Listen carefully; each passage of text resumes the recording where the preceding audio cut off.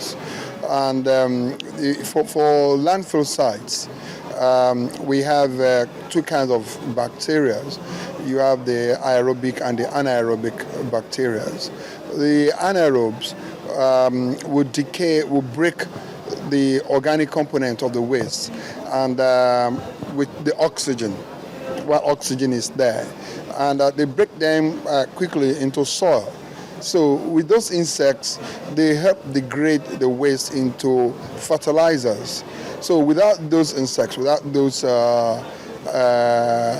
aerobic bacteria, you can never convert waste into fertilizer. So they are really required. We require them to really move on, and they help in looping the chain of sustainability in waste management.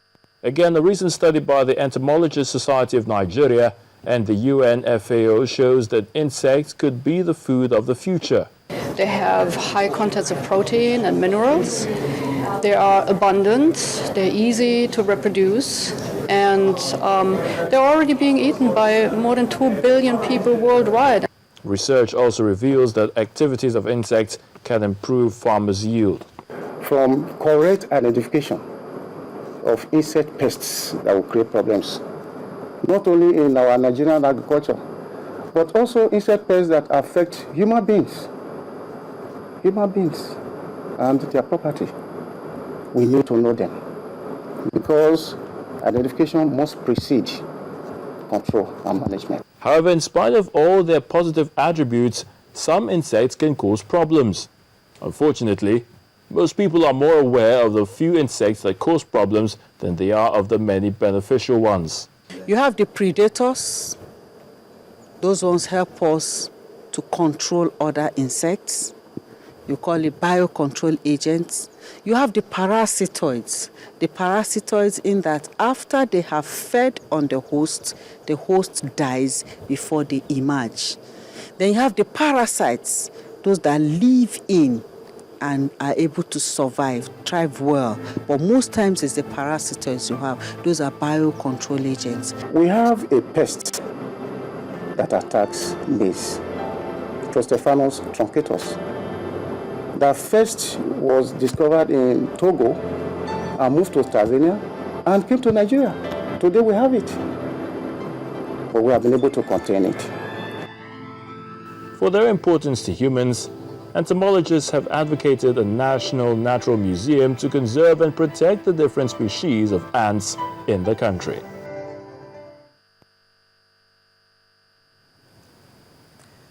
Wow.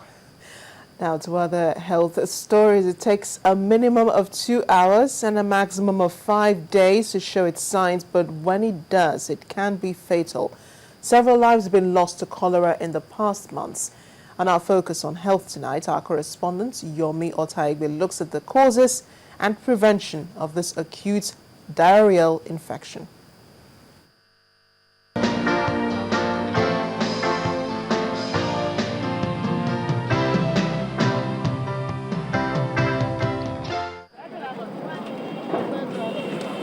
The red and sumptuous-looking watermelon fruit. By itself, it provides abundant vitamin C and other nutrients. But with these unwanted visitors in form of houseflies having a field day on it, it could become a source of cholera. Cholera, which is an infectious disease that causes severe vomiting and stooling, which can lead to dehydration and even death if untreated, is caused by eating food, fruits, or drinking water contaminated with bacteria in human wastes. If the flies land on this food containing the organism, that food is already contaminated. And anyone who eats from that food might come down with cholera. So that food hygiene is another important solution to the problem. The next one is the personal hygiene. People using toilets. After using toilet, they should do what? They should wash their hands with soap properly. Hand washing is also advocated as a measure of prevention of cholera. And in certain situations where food you suspect any food substances, then people should go away from that food until we have solution to the problem. And then in our own environment here, where you have commercial food seller, suffice it to say that the environmental health officers should also improve on what we call the food handlers test. So far, figures coming from the Federal Ministry of Health put the current estimate from cholera outbreaks across the country at 1,623 cases, out of which 86 people died from Zamfara to Nasarawa, Plateau, Oyo, Ogun and Lagos states. It can be disheartening that despite the simplicity of the prevention and cure of cholera, lives have been lost and perhaps will still be lost to the disease for reasons ranging from ignorance to poor general and personal hygiene and lack of access to clean water, which is a basic human necessity. Cholera has a strong link with underdevelopment in environments where sanitary facilities are inadequate and potable water sources are scarce. Take a closer look at this. A stream that serves multiple purposes for bathing, washing and perhaps drinking at home. And with open defecation going on in both the rural and urban areas, cholera risks increase. In situation whereby well water is the available water for drinking and for doing other things, then that water should be boiled. Or the well water should be treated with chlorine. Chlorination is one aspect. And health enlightenment, health education of the populace on environmental hygiene, on personal hygiene, on water sanitation, on the need to dispose our feces sanitarily or appropriately is very, very important. And there is need for also the waste management authorities too to assist in rapidly clearing waste so that the waste do not accumulate in the environment and give room for breeding of flies. There is vaccine for cholera, but it's very short life. The vaccine will not last more than 6 months. So why vaccinating when we already know that the prevention mechanism is the most important? Preventing cholera and its impacts can be reduced when government provides basic environmental infrastructure such as potable water and the public maintaining adequate environmental and personal hygiene such as frequent hand washing with soap and water and disposing waste material properly. Also, cases of diarrhea with or without vomiting and stooling must be reported immediately at the nearest health center. Yomi Otaibu reporting for Channels Television News.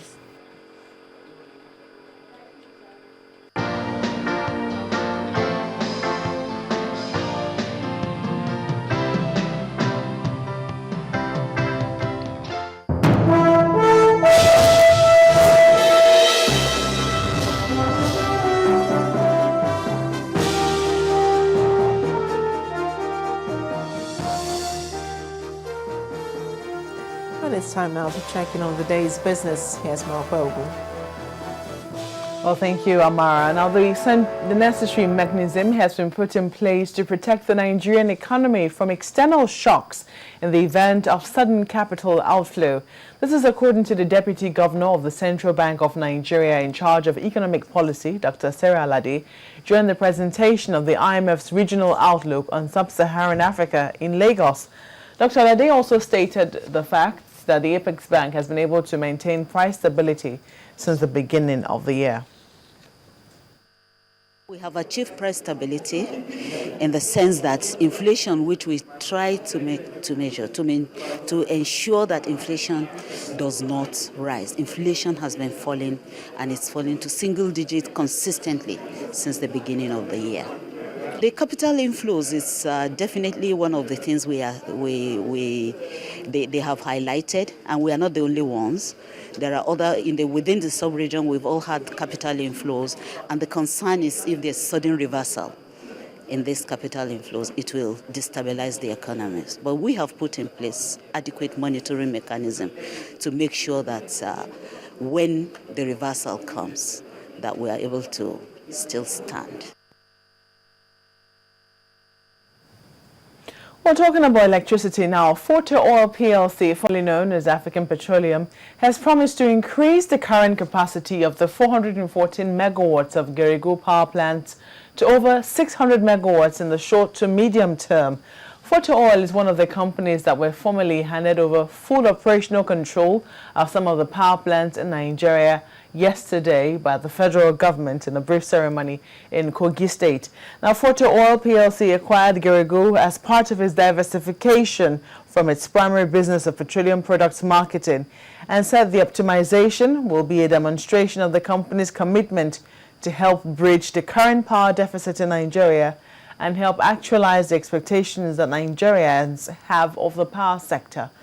Ahead of the operation of the plant, the company had to build a partnership with seasoned and competent entities in the global power sector and has entered into a technical partnership arrangement with the Shanghai Municipal Electric Power Company, which is the world's largest power company. Our Geregu power plant was commissioned in 2007 with 3 Siemens open-cycle gas turbine power generation units totaling 414 megawatts of installed capacity. The 3 operational units have a rated capacity of 138 megawatts each and are fueled with gas from 2 pipelines from a natural gas treatment plant. And these are able to satisfy the full requirement of the 3 units running on a full load of 414 megawatts.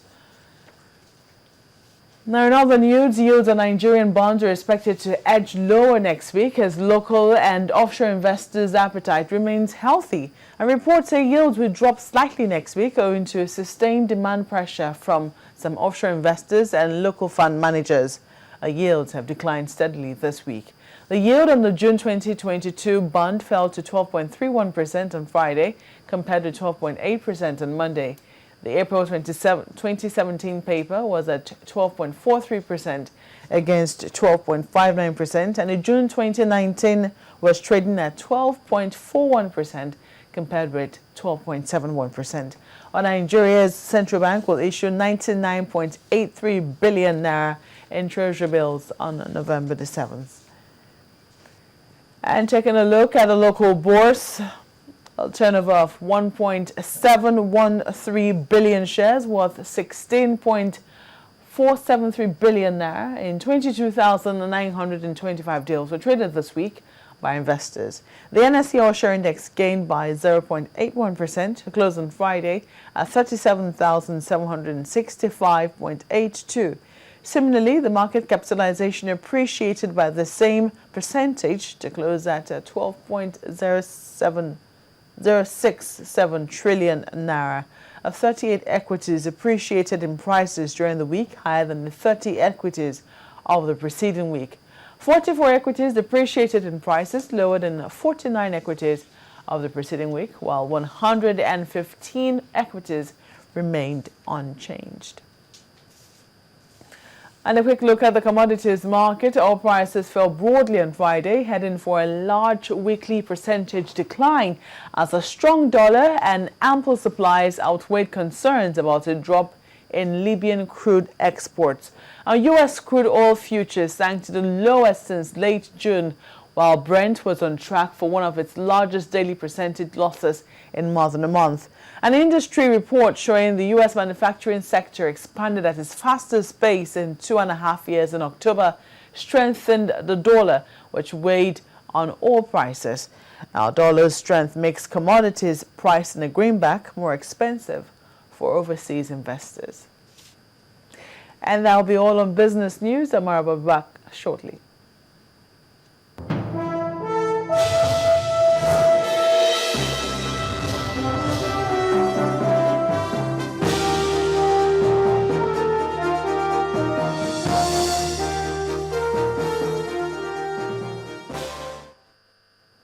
And next on the news at 10, Nigeria's Golden Eagles outclassed Uruguay to reach the semi-final of the FIFA Under-17 World Cup in the United Arab Emirates.